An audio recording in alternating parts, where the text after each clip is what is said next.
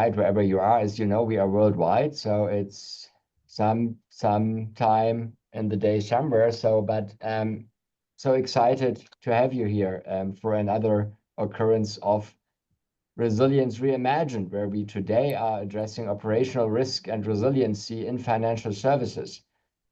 As you know, this is the Dean Speaker Series. I am Alexander Siedschlag, the Dean of the Embry-Riddle Worldwide College of Arts and Sciences, and we explore new concepts and evolving concepts of resilience, not using any particular definition of the term. But in this session on operational resiliency and financial services, we will examine the core principles of operational risk and resiliency, along with the regulatory frameworks that shape and enforce them.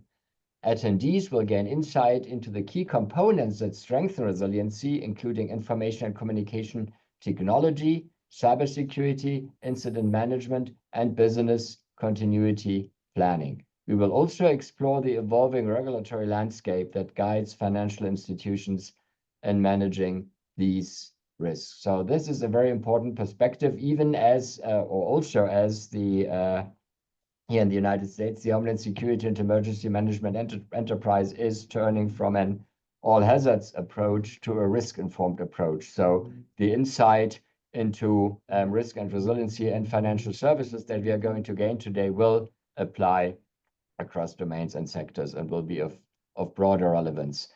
That said, it is my pleasure to welcome our two speakers today, Michael Ivie and Emily Gamlin from Eclipse Consulting Group. Thank you so much. We're excited to have you. It's a pleasure to host you. Michael has over a decade of experience in finance, risk, and technology in both public and private sectors, specializing in risk management, data management, and complex change management, program execution, engaging the business and the IT, the information technology sector. Welcome, Michael. And Emily has over 5 years of experience working in the financial services industry.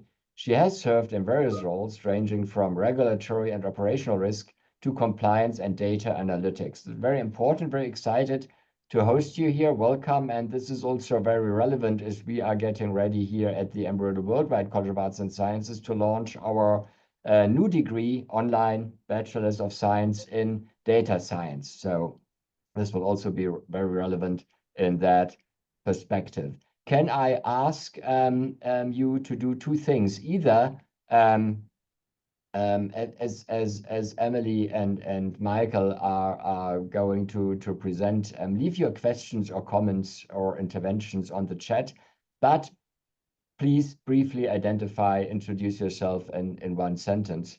Or you may wait until the end, because as we always do, we will be reserving a couple of minutes towards the end of this occurrence here today, where you will be able to either also use the chat to ask your question or take the mic and ask your question live online. And even if you don't have any questions, we would be interested in knowing where you are joining us from and what your background is. So if you want to post some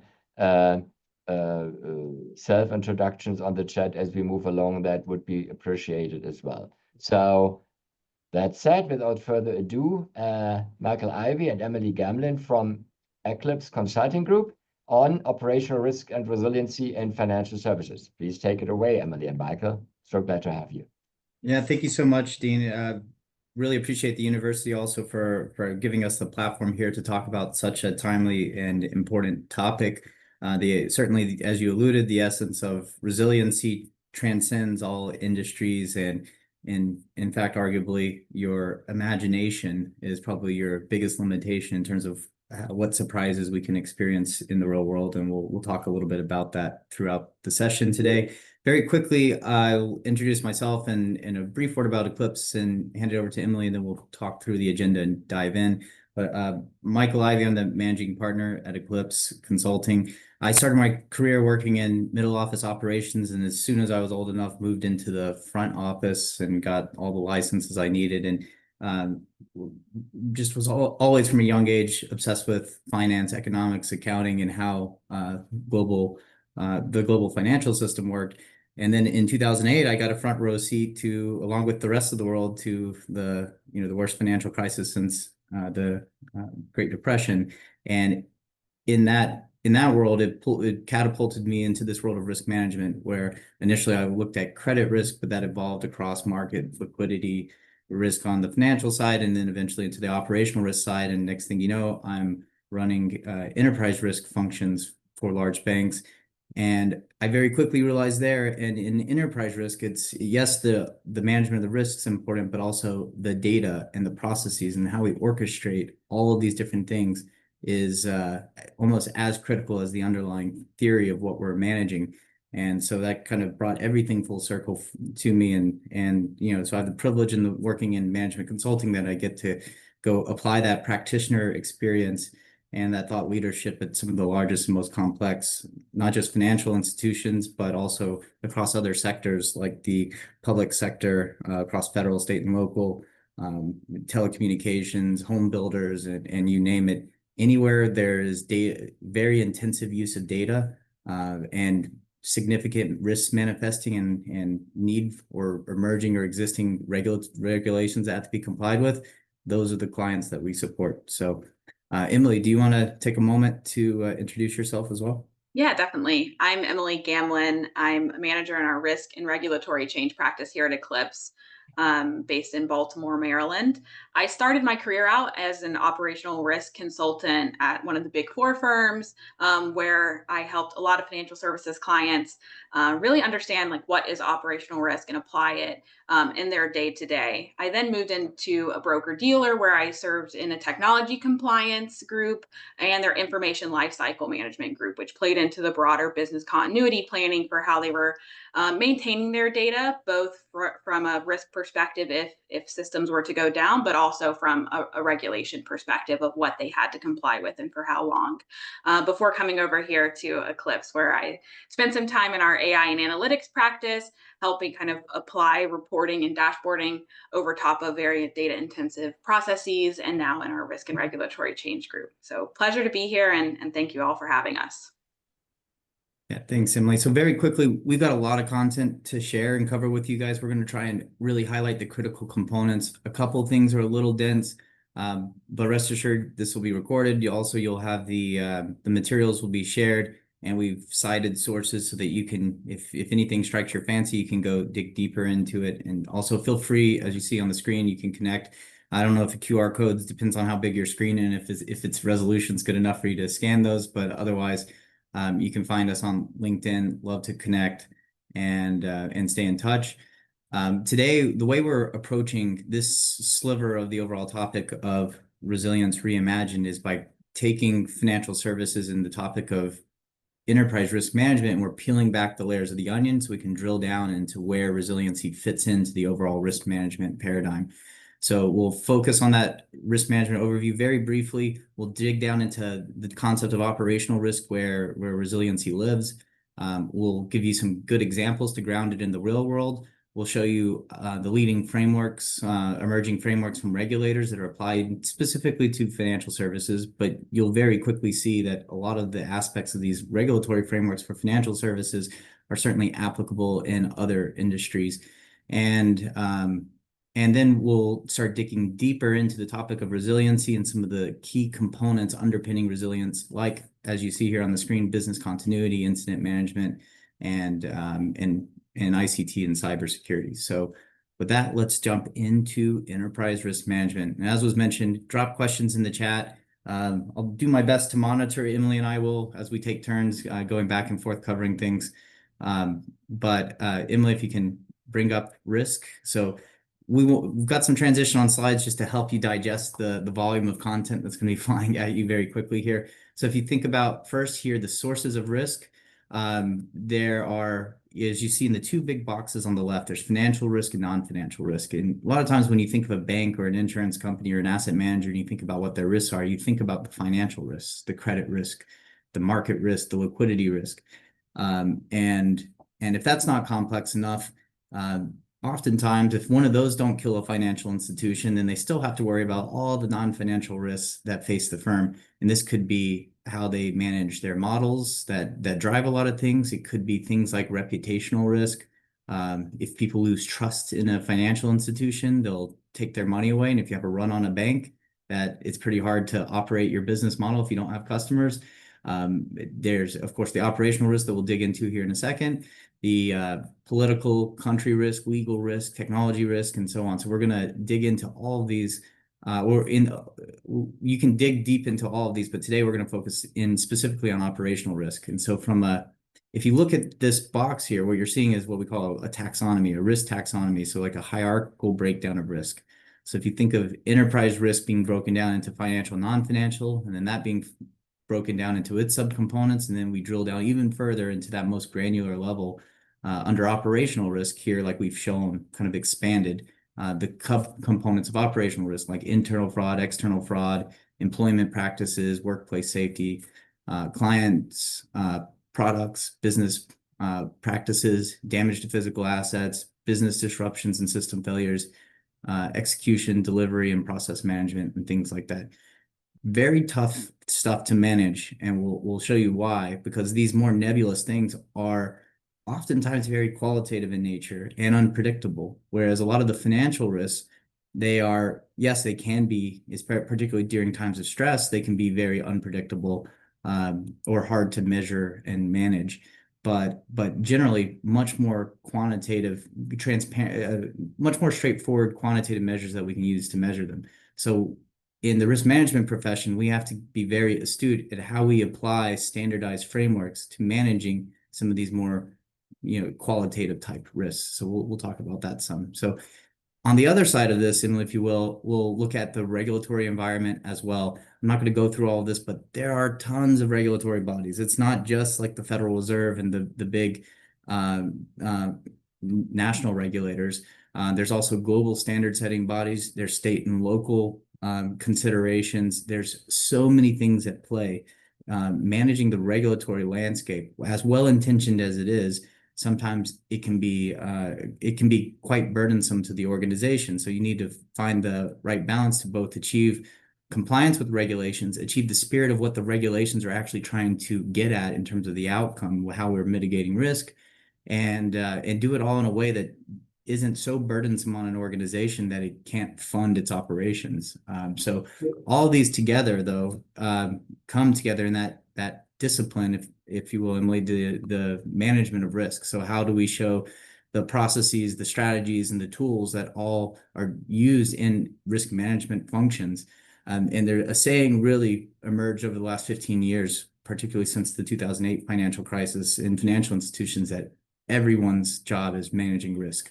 Just because a lot of people think of enterprise risk management as a second line of defense function, where the first line is the business, second line is more of like operations and risk, and third line is internal audit, where they're checking the checkers.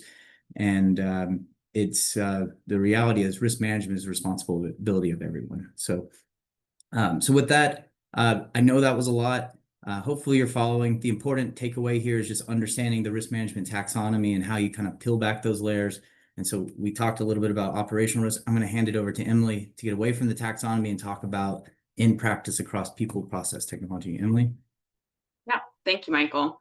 So we got the high level taxonomy view of risk and operational risk, but really now we want to drill into what is operational risk. At the top, you'll see the definition here that we have, which is the risk of loss resulting from inadequate or failed internal processes, people, systems, or from external events. So diving into that first component on the top there is people. So people, it includes kind of both intentional actions like fraud or unintentional ones, like just human error. We all know human behavior is very unpredictable, and in many cases, risk can emerge from different incentive structures, from poor communication, or just inadequate training. And it's very hard sometimes to put proper controls around detecting that component of operational risk.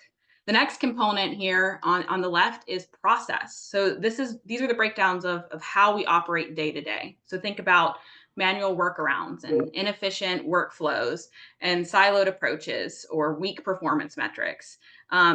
You really need to think from an operational risk perspective, the best strategies that you can apply to minimize this risk as you're planning your day-to-day processes and really preventing those siloed approaches to put proper controls around them. Then you have systems, which links very closely to what we saw on the last slide related to technology risk. But it's the kind of inappropriate, inefficient use of your technology solutions across the firm. So it's like fragmented applications and a lack of integration, a lack of strong data models. It creates openings for failures where operational risk would come into play. So sometimes this is very closely linked to technology risk from an ERM perspective, and things like cybersecurity and hacking and all of that can fall into this category. And the last item here is external. So these are the factors outside of a bank, outside of an asset manager that they really can't control, but they need to plan for and mitigate the risk should something happen. So that could be regulatory changes, somebody knocking on their door and saying they need to comply with something new within a certain time period, or it could be macroeconomic shifts, political instability, any sort of kind of hurricane or anything like that. You would need to map into your risk and understand how you can continue on should something happen. And that's really where we start to tie into overall resiliency. And you'll see this kind of coming to play in some of the headlines in the news, which we'll get into in a second. Because operational resiliency in financial services and across the world, it really hasn't evolved in a vacuum of what we think we should do in case something happens. It's shaped by disruptive events that happen throughout our history. So now I just want to jump into kind of highlighting a few of those critical moments that we've had in recent history and how it shaped the industry and financial services for continuity and preparedness and resilience, but more broadly as well. I think none of these items on the screen here are new, and we're all aware of what they happened, but there is the lens of how it applies to financial services. So starting with 9/11, this had a major impact in New York, but it also proposed significant changes in business continuity and crisis response planning for those financial services firms that are based there. Moving into 2008, the global financial crisis, like Michael mentioned, had impacts across the world, and it triggered a lot of reforms in how we do liquidity risk and stress testing to prevent runs on banks and the shuttering of like major financial institutions. And this brought in different regulatory reforms like the Basel standards and enhanced capital standards and a very sharp focus on systemic risk management, which has filtered into how banks operate today. And then we move into Superstorm Sandy. So you wouldn't really think a natural disaster would have a very large impact on financial services. It has a very large impact on the people, but it also showed that there's the highlight of geographic concentration and infrastructure failures. Because the markets had to close during Superstorm Sandy, it led to how do we mitigate risk where our location redundancy is a factor? And that plays into business continuity, which we'll get into in a little bit for kind of alternate site planning and how to carry on when something happens at one location site of where a firm is based. And COVID-19, I think we were talking about it when I first joined. It's kind of changed the way we operate day to day. We all kind of work in a more hybrid approach. There's a lot less in office, but that global operational disruption is one of the key drivers for why Basel's updated some of their operational risk framework recently, which Michael will dive into in a second. The next thing is kind of geopolitical conflict. It added kind of a new layer of complexity. Banks have to think about sanctions risk and where money is moving kind of cross-border. And this geopolitical conflict added another layer of how they're doing that kind of reform in their risk and how they're understanding market volatility.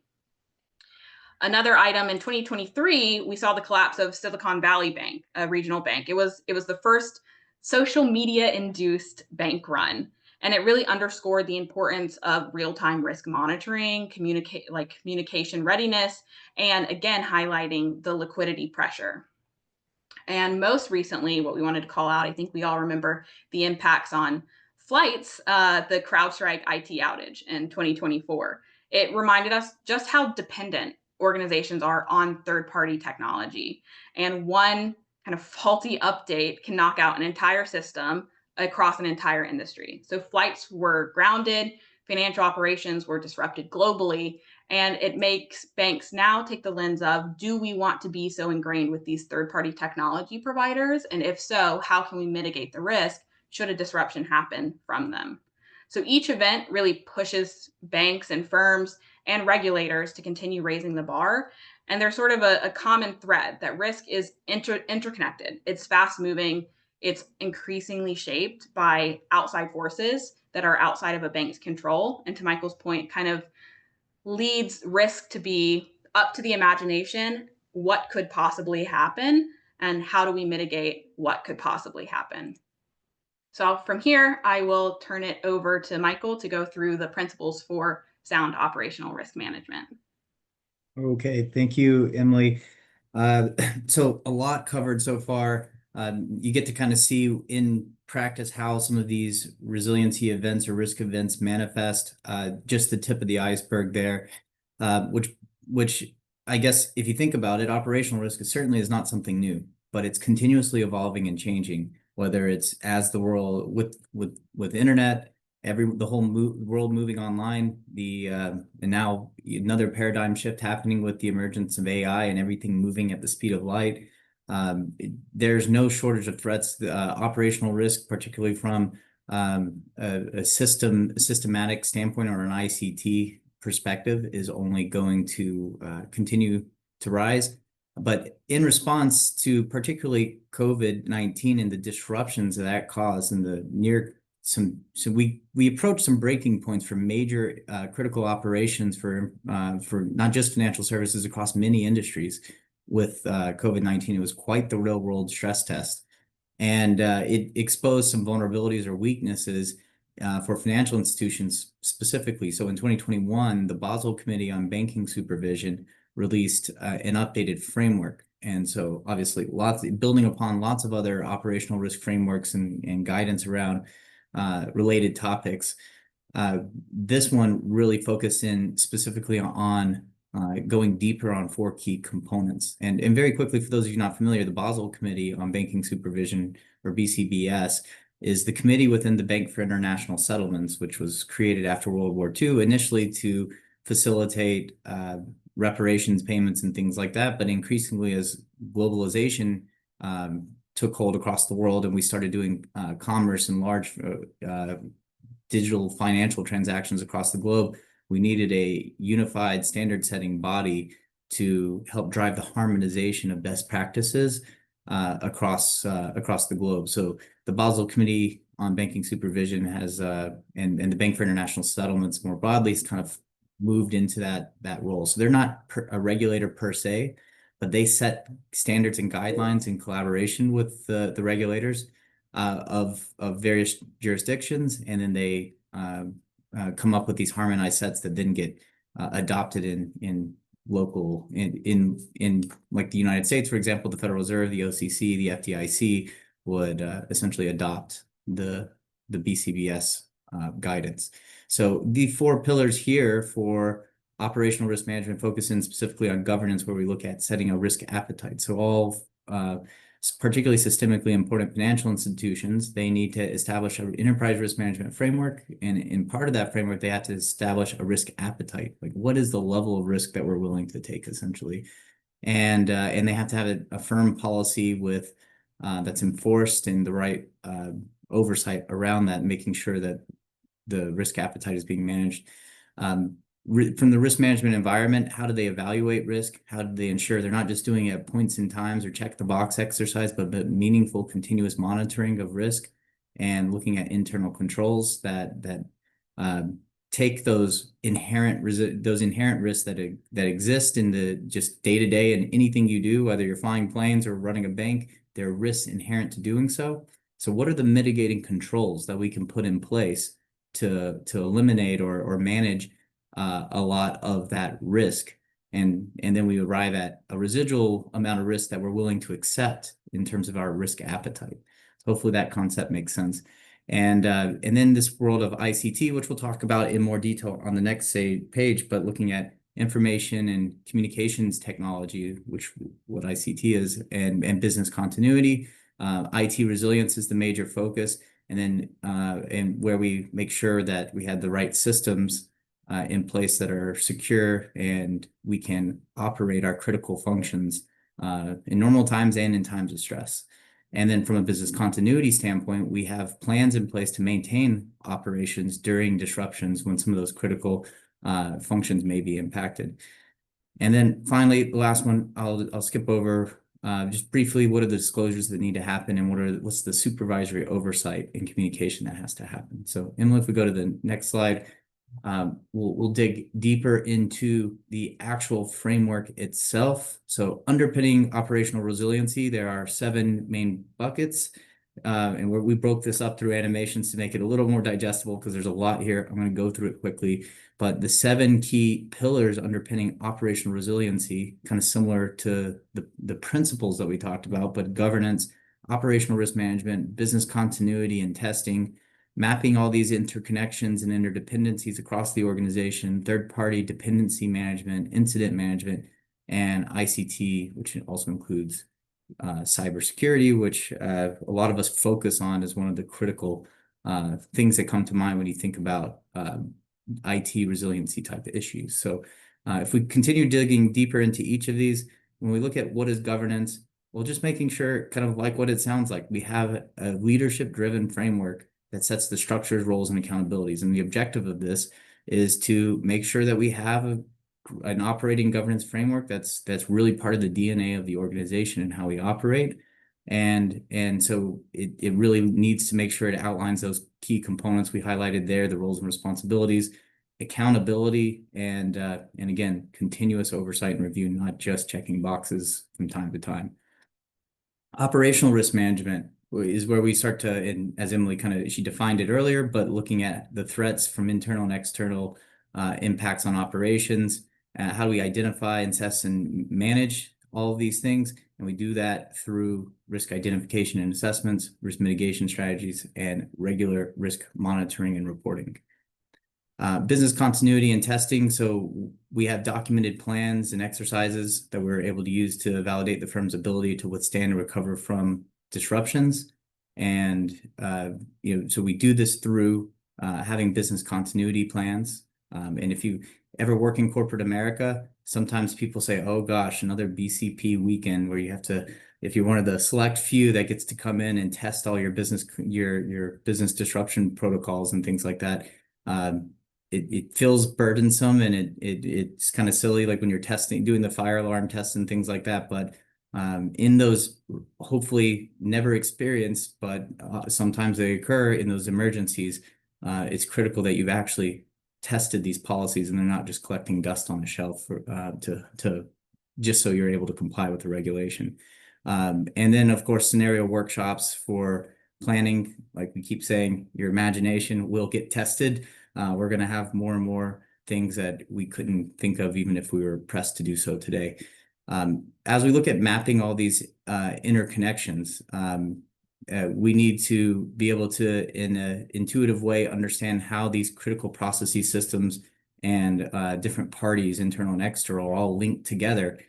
We've all seen some pretty dramatic domino cascades before, I'm sure. So it can be quite spectacular in how things will fall. And we've seen them in real world scenarios like the 2008 financial crisis. It was not you could argue it was 1 or 2 big drivers, but those drivers caused the dominoes to start falling, and then the contagion effect where one thing went down and it caused something else to go down and impacted something else. And it can really spiral out of control quickly. So that's why understanding the interconnectivity across all of this stuff through assessments and things like that is critical.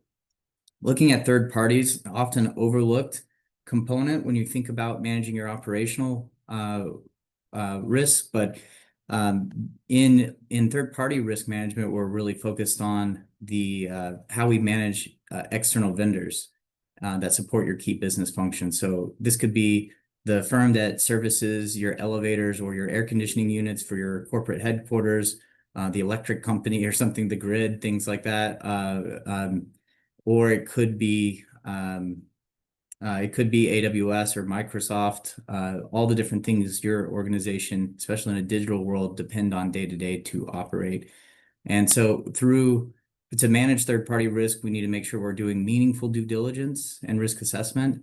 We have a culture of compliance within the organization, and we're not just doing surveys for the sake of it, but we're really evaluating the potential risk associated with our third-party vendors, and making sure we have contingency plans in place in case one of these third parties has an event or fails.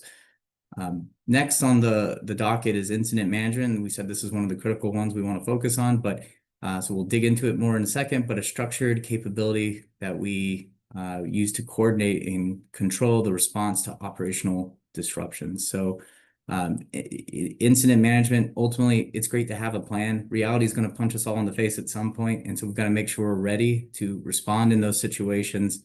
And sometimes you have to think a little bit outside of the box. We have principle-based plans, and we need to deploy them in a way that is meaningful in whatever incident that is happening. So incident management isn't just about responses. It's also about early detection as well. So how do we detect it early? There obviously a lot of the other things we talked about are more on the preventative and mitigation side, but once incidents happen, the sooner you can detect them and start to triage or remediate or address, the higher chance you have of limiting the loss or the impact. And how do you communicate and orchestrate across all the stakeholders involved across that the interconnections, and then how do we assess after the fact what went wrong, what went well, and continuously improve? And so the last pillar here is where we dig into ICT and cyber. And under ICT, we're looking at the control environment that secures our IT assets and helps us protect against all the emerging cyber threats. And now with AI, cyber threats are moving faster than ever at greater volumes than ever before. So the urgency here is probably the highest it's ever been, and it's only going up. So how do we protect information and communication technology systems? Well, there's some key components to that. So doing assessments, common theme you see here a lot. We've got to constantly be assessing and reassessing and understanding what our mitigation strategy is, having the proper controls and monitoring in place, and the proper resiliency testing and improvement on a continuous basis. So we'll dive more into, if you will, Emily, these three pillars: the BCP and testing, incident management, and ICT here, because in particular, there's a lot. We could spend the entire session just talking about any one of these, but those three will go a little bit deeper into the rabbit hole. So Emily, do you want to take a stab at walking everybody through BCP? Yeah, definitely. So business continuity planning, as Michael said, we're not talking about the moment a disruption happens. That's where incident management will take over, and we'll get into that. We're talking about how to prepare an organization to kind of keep their doors open, keep their lights on, no matter what happens, or to the best extent possible, keep the doors open when an event happens. So on this slide, we'll kind of outline what we see as the kind of key components, full life cycle of a very mature business continuity BCP program. It starts with understanding the business impact analysis. So here we're identifying the critical functions, assessing, as we were saying, the impact that those systems or processes have if an event were to happen. And then we are determining what we call their RTO and RPO. It's basically how long we can afford that system to be down before we need it to come back up to continue operations, or how much data we can afford to lose in order to keep going with our operations. So defining all of that up front, then we move into a risk assessment. This is where we identify potential threats, the vulnerabilities, and we start to put the pieces together from a mitigation strategy perspective. It's kind of our defense in depth before a crisis ever begins, kind of setting the stage and that roadmap for us. And then we go into the full BCP strategy. So this is things like alternative sites, like we mentioned from Sandy, that kind of location strategy of if we needed to switch over from a server room in New York and send it somewhere else, we do that through this BCP strategy. It's our IT recovery capabilities and our continuity of operations planning. It's where we build the muscle to keep everything running, even if it's kind of minimal viable operations. How do we keep those things running? Next is crisis management plan. So this is where we kind of assign those decision-making roles and establish all the communication protocols to avoid confusions when the time's critical. So as Michael mentioned, sometimes in an organization, especially in financial services, whatever role you have, it might be one of those critical business operations that have been determined in the BIA, that number one business impact analysis. And because of that, you are now part of a business continuity program. And so you might get called in as part of the next step, which is training and awareness. And how do we simulate what will happen to make sure when it does happen, we know what to do and we're not all just kind of running around trying to figure it out. So that is the fifth component for training and awareness. And then comes into the next phase. There's the component of we have to do this from a regulatory perspective. We always have to have this plan in place. So you should be continually reviewing it. If an incident were to happen, you should look kind of after that incident. Based on our plan and all our simulations, here's how we thought this would go when a BCP event happened. A few months later, something actually happens. Maybe a system goes down. You had a 4-hour RTO, and it actually ended up taking you 6 hours with the plan that you had written to get it back online. So because of that, you're constantly doing post-incident reviews. You're constantly updating your plan and making it better so that if something else happens in the future, you can react more quickly. This is also where kind of audit and compliance comes into it. Because it is a regulatory requirement, you're going to have your internal audit groups coming in to look at your BCP plan. External parties will be looking at your BCP plan just to make sure everything is there according to the regulations. So the next one, as I mentioned, for 7 is third-party dependency management. It's its own pillar of resiliency. But this is for vendor continuity plans. So if you have a system, especially in financial services, many of the key platforms that are keeping a bank running day to day are not built in-house. They're not fully homegrown in that bank. They're actually vendor platforms. And so as part of your business continuity program, you're relying on those vendors to also have continuity plans and their contractual obligations for how they would react should an event happen to your firm and get things back online so the systems can keep running. And last but certainly not least is the regulatory and legal compliance. So this is ensuring you're adhering to the regulations. It's constantly reviewing if anything's changing from a regulatory perspective through your legal reviews, and just making sure that you're going back into the beginning of the cycle to make sure you're always adhering to what you need to do. So really, the BCP plan, as we said, it's that macro lens. It's not about responding to a very specific event. It's about making sure you're not unprepared and that you're ready for when the unexpected happens to jump in and keep the lights on. So if business continuity planning is the preparedness, the next portion is incident management. So this is when a disruption hits, now what do we do? It's that tactical, structured execution that keeps things from spiraling out of control. So a good kind of incident management framework, I know this is a circle here. It's not cyclical, it's about reacting, but there are kind of 4 core components and stages as part of incident management.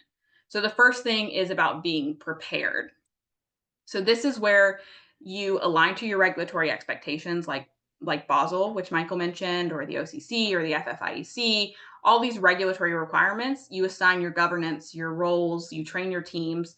And the goal here is really like muscle memory. People know what to do without hesitation when a very specific incident happens.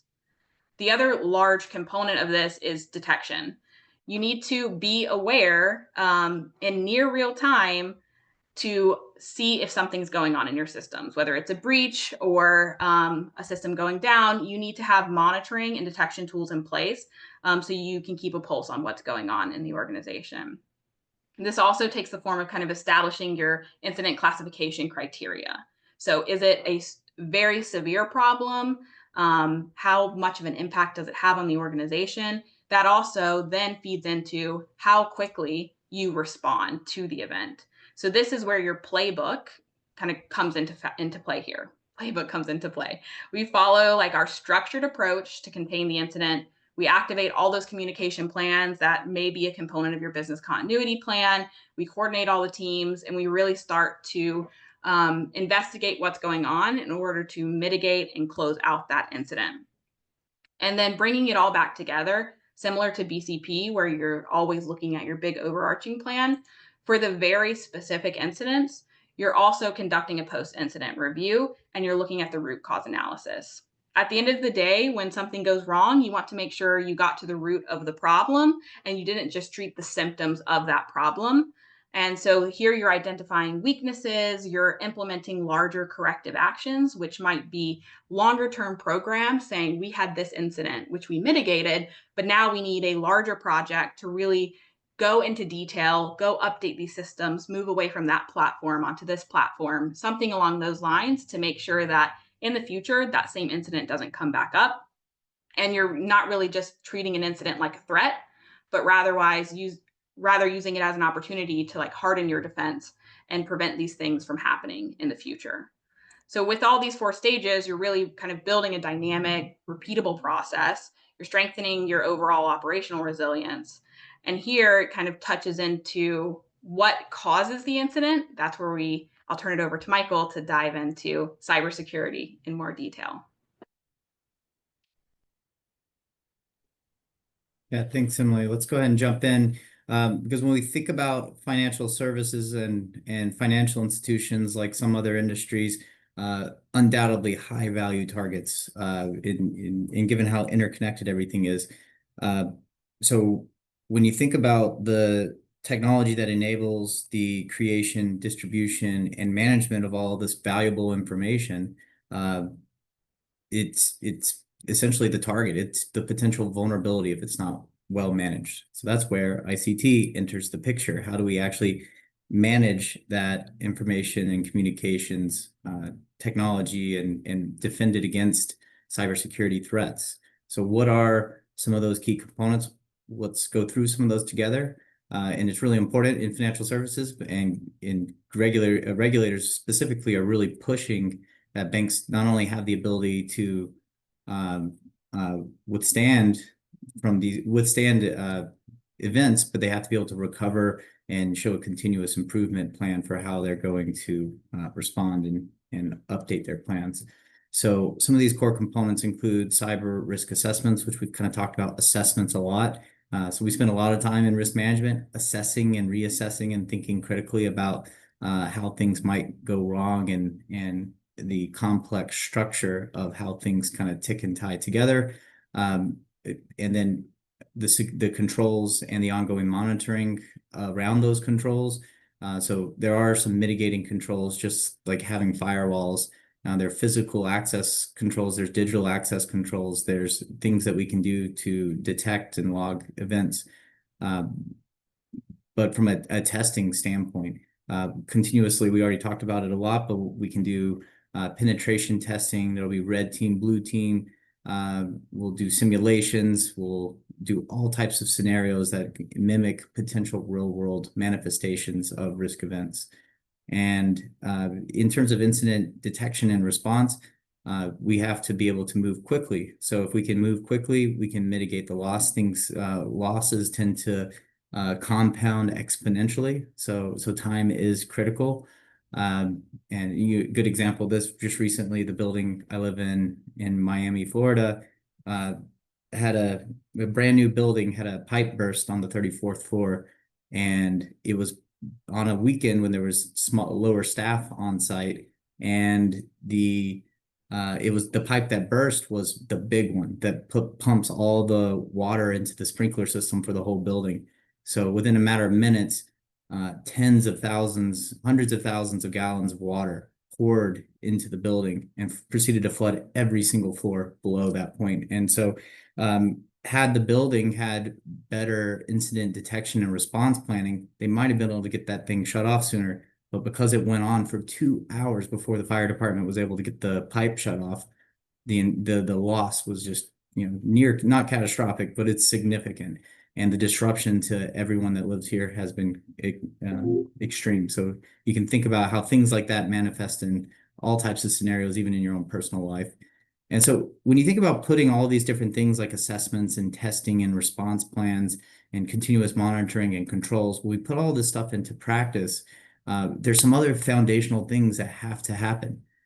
It's great to think about all these things in an esoteric way, but we need a full inventory of all the assets across our organizations and understand the dependencies and vulnerabilities across those assets and how we manage and mitigate them and how they map back to our policies, our strategies, and the accountabilities that we've established. We need fully integrated threat detection. We've got to break up any silos of response and detection. If you don't have a clear roll-up of all these accountabilities, you may have the left hand thinking, oh, that's the right hand's responsibility, and the right hand thinking that's the left hand's responsibility. And then, or in situations where there's shared responsibilities, if there's not a plan in place, then it kind of turns into chaos very quickly. Obviously, risk management is one of the priorities of the board. And prior to Enron and things like that, a lot of boards of directors were just kind of boys clubs and things like that. But there's a lot of attention since, and increasingly, the more these events and scandals and tragedies happen, it puts more and more pressure on having a meaningful accountability, even at the board of directors level. And so I can't emphasize that enough. And the last piece around that we talked about a lot here is doing exercises and dry runs and practicing in industry exercises for preparedness and things like that. So all these different things, how we bring them into practice and then integrate them together is, and then think about it. If you go back to the very beginning where we started today, you have all these other components of risk management, and all of this stuff has to be intricately managed, and understanding those interconnections, not even just the resiliency and operational risk, but how does that also, how do operational risk events manifest when, and what's the impact of financial risk events, and can financial risk events cause operational events and things like that. So that is the highlights for ICT.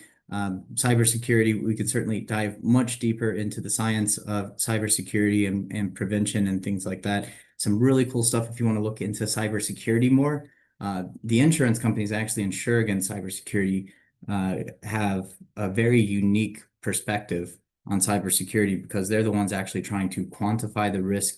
And a big part of insurance isn't just so that they'll cover the loss, but they're experts at remediation and mitigation, because if they're insuring an asset, they want to make sure they can detect an issue as soon as possible and minimize those losses. Interesting, if this is a topic you're passionate about, you can certainly go down that rabbit hole through a lot of ways. So some of the emerging focus areas that we're seeing related to this, obviously, as the world digitizes and moves to cloud and starts to embrace it, 10 plus years ago, financial services CEOs were saying we'll never move to the cloud, and now critical services are increasingly hybrid cloud from inception in terms of how they're operationalizing them. And so managing the complexity of just operationalizing the cloud environment, but then all the things you have to think about from a business continuity and a resiliency standpoint are quite vast. That can be a significant vulnerability. Another thing, AI, of course, rapidly changing everything. It can be an asset, and it can be a threat at the same time. So we can use it to help us do threat detection, to do the continuous monitoring of of controls and looking for breaches and things like that. But at the same time, the bad guys are also using AI to get smarter and faster in how they attack. So AI is definitely a double-edged sword. And the last piece, zero, that we highlight as an emerging trend topic area is zero trust models. We've all heard trust but verify when we think about like second line of defense. Like, we trust you, but we're still going to check your work, make sure you have valid assumptions. You inherently innocent until proven guilty. well, zero trust is quite a bit different. It's basically never trust and always verify. So you're guilty until proven innocent, essentially. And that zero tolerance kind of threshold where you're constantly revalidating that, does somebody have access? Well, just because I should have had access yesterday does not necessarily mean I still should have access to something today. And so anyway, having ways of continuously verifying and validating all these things is critical. So with that, we're at 150. We've got 10 more minutes left. And if you want to go to the next slide, we can kind of recap what we've covered here, which again, appreciate everyone's patience. That was a lot. At a high level, here's everything we touched on today. Is there anything anyone wants to kick off in terms of questions? And yeah, thank you everyone again. I'll echo a question here that's in the chat around cybersecurity and the board involvement of how can, studies have shown that many supervisory boards don't really have the skills to effectively assess and manage digital risk. So how can financial institutions strengthen their operational resilience when boards lack the necessary skills? So I know there's a lot there in that, but Michael, I'll let you kind of take that away from the. Yeah, I'm just reading that. That's certainly a loaded question. And yeah, as I alluded, having the right mix of skills, resources, and experience in the board and the subcommittees and advisors to the board is critical. It is almost a thankless job because if there is a problem, then the board's ultimately accountable, and executive leadership, and so there's a whole body of knowledge that's kind of evolved around board governance. You can go get certifications and training just on how to be a good member of the board of directors, but making sure we have the right blend of skills and perspectives. That's part of why there's been such a push for diversity in boards, because we want different perspectives.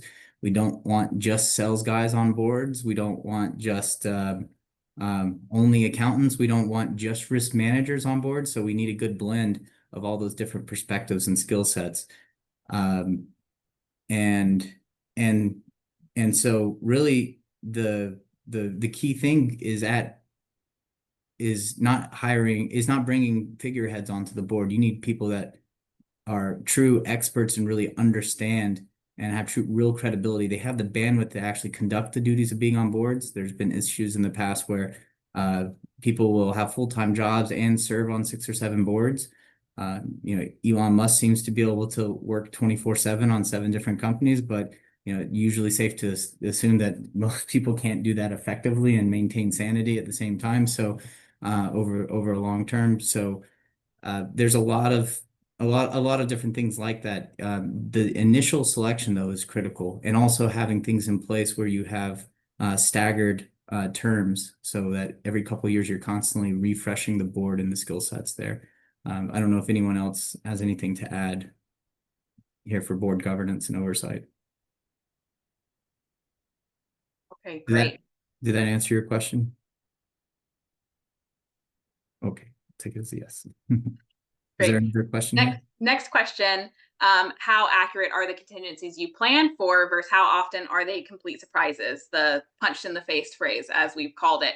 As years have gone by and kind of going back to the examples of major resiliency events, when something happens, it usually brings to light something that hasn't fully been thought about. But especially in financial services, from 2008 forward, business continuity planning has become very robust. There are a lot of scenarios that they do in stress testing for their capital planning and liquidity, and many different events that go into a very robust BCP for financial services. But that doesn't mean that there's not also surprises. I think we see the trend of business continuity planning and just contingency planning in general starting to get more and more granular. So what used to be the focus of this is my critical system, now this is my critical system. These are the very specific critical data elements within those systems and how we can mitigate any risk to those specific elements to continue on. Because as we've seen, financial services have very large systems and applications. There could be thousands of different data points. But if you're going through a BCP event, maybe only 15 of them are critical to continue operations. And those are the 15 that you want to ensure you have, additional control around outside of that. Does that answer your question? Or great. Any other questions? I think we have 5 more minutes here. Happy to take some more.